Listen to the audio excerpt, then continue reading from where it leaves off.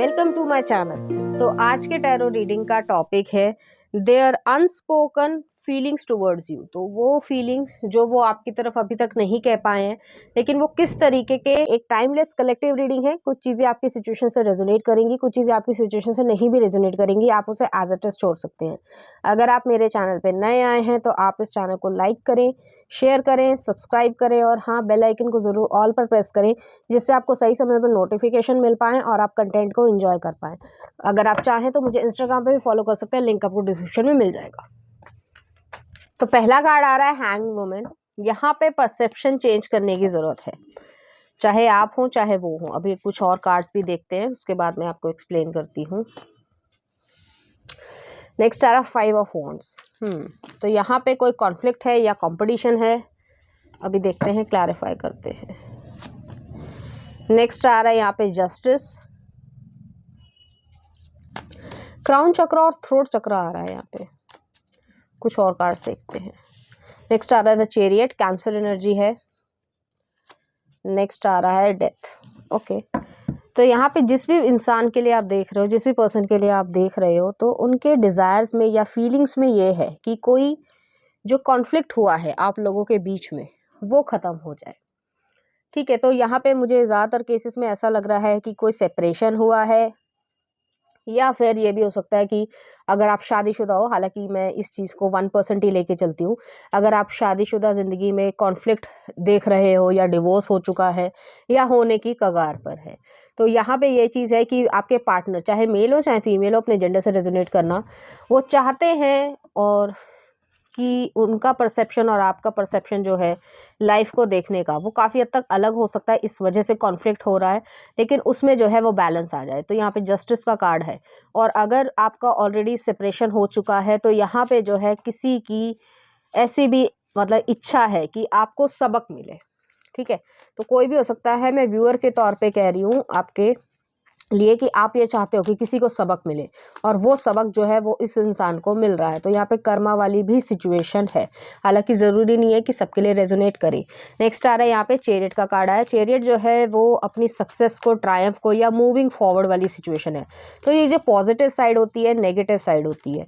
Chariot में जो है वो ये चीज़ है कि एक अंदरूनी जो है भावना होती है, जैसा इंसान ये दिखाता है कि हाँ भाई बहुत अच्छी अच्छी प्यारी प्यारी बातें करी, और अंदर से जो है उसकी इंटेंशन अगर अच्छी नहीं है तो वो रिलेशनशिप वर्क नहीं करेगा। यहाँ पे जो है यही चीज़ थोड़ा सा इम्बैलेंस में थी, इस वजह से जो है ये रिलेशनशिप टूटा होगा, या फिर जो भी फीलिंग्स हैं वहाँ पे कुछ मिसअंडरस्टैंडिंग हुई है। मैं मिसअंडरस्टैंडिंग लेके चलूँगी, क्योंकि बहुत सारे लोग देखते हैं सभी केसेस में ब्रेकअप नहीं होगा, सभी केसेस में डिवोर्स नहीं होगा, लेकिन कुछ केसेस में होगा। ठीक है, तो यहाँ पे जो भी मिसअंडरस्टैंडिंग या मिसकम्युनिकेशन हुआ है उसको ख़त्म करने की इच्छा है यहाँ पर।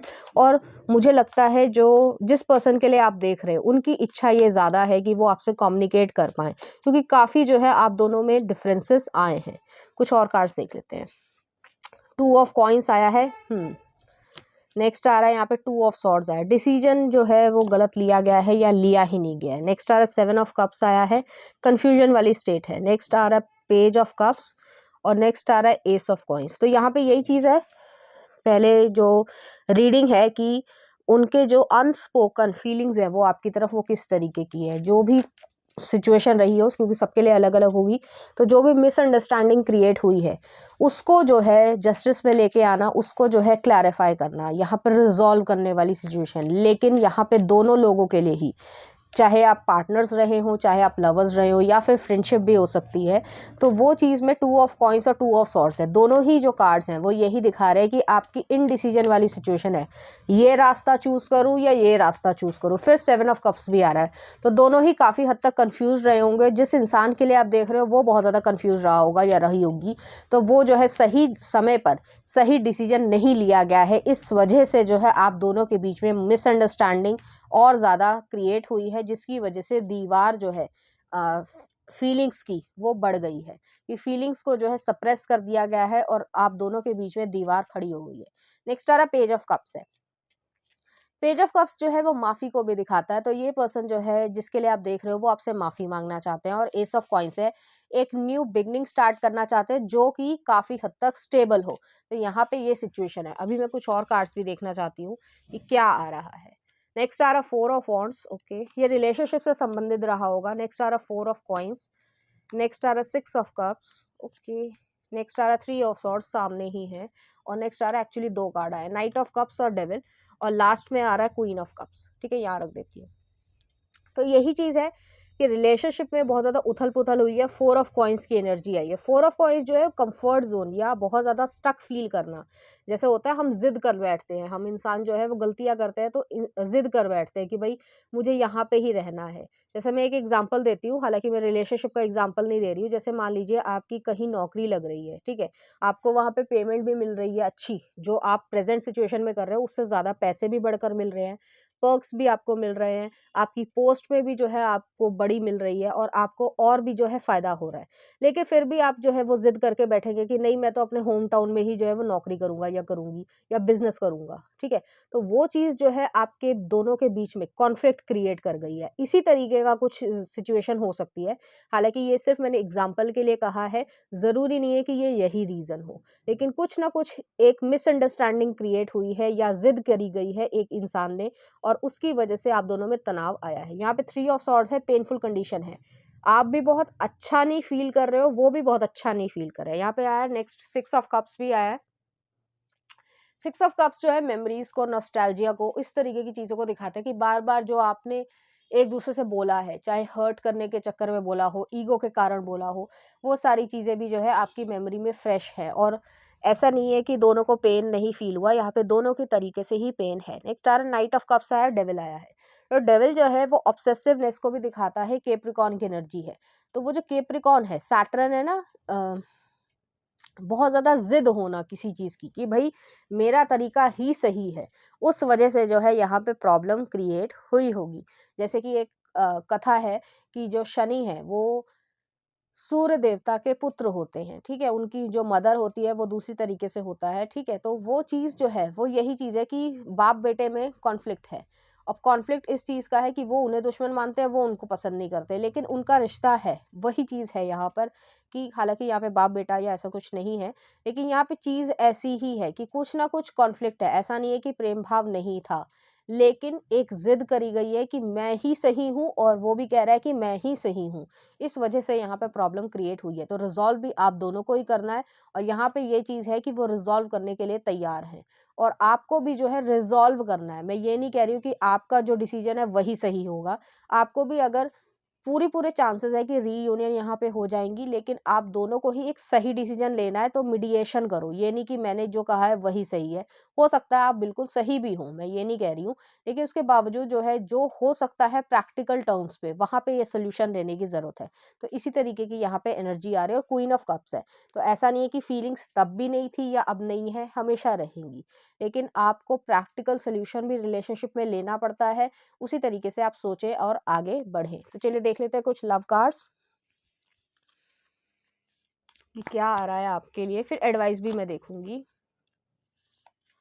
यहाँ पे ये आया है, नेक्स्ट आपके लिए ये आया है, और नहीं आया। यहाँ पे एक हल्का रिग्रेट या गिल्ट कह सकते हैं कि समय पे सही तरीके का डिसीजन ना लेना या जिद करना। नेक्स्ट आ रहा है the wait, don't rush into it, allow nature to its course. तो बहुत ज़्यादा जो है पैनिक नहीं होना है, जो समय के साथ हो रहा है उसके फ्लो में ही चलो। नेक्स्ट आ रहा है फॉरगिवनेस, एक इंसान आपसे माफ़ी मांगना चाहता है। तो ये जो व्यूअर जो आप देख रहे हो किसी के लिए, वो इंसान आपसे माफ़ी मांगना चाहते हैं। Stop focusing your energy on the past events, for the life is too precious to waste. You create your reality by what you think, dream and imagine. तो यहाँ पे फॉरगिवनेस है, माफ़ी मांगना चाहते हैं।